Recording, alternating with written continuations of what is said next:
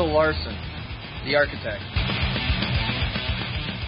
This is actually a cinema, and this is a part of a freeway that connects.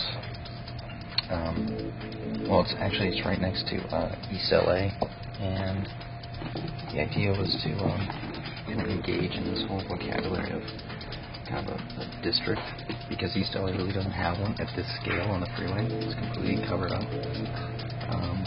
So we kind of elevated this cinema, and it's kind of only set up to be at night, so these flash during the night, so it totally jumps out and everybody sees it. And so now East LA will always be identified with this project. Do you know about butterfly? They really don't have color on there. Did you know that? They don't have color, like not any like a pigmented type of sense. They have differences in like microscopic that are reflecting light in a very certain way. That's why they're all different. It's pretty cool. So that is the idea you take into the design. I don't separate theory and school philosophy with quote-unquote reality of a real office. I think that philosophy and theory needs to be infused. That's what kind of gives it some kind of relevancy, which it doesn't have now. It's been systematically removed by either primarily developers. They're the first to remove design from any project because it saves a lot of money. And then contractors is the next necessary evil.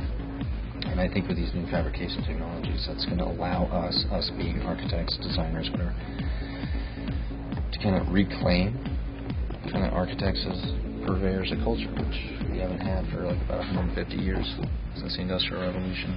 It's basically what Biomimicry is looking at is not to emulate the skin of a frog.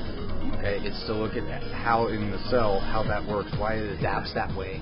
Take that idea. Don't mimic it. Make it, well, it looks like a frog, so it forms like a frog. Well, it won't. And what that really means is that frog has adapted to its external forces around it. And so that's what parametric design is. And that's what the Maya stuff is. That's why we went out and looked for people like Randall. We went out and looked for people that are somewhat a little bit edgy, a little bit, different.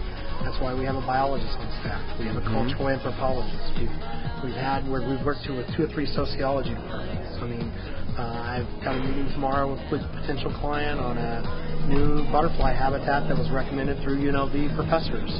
So, I mean, those are new opportunities that come to us every day.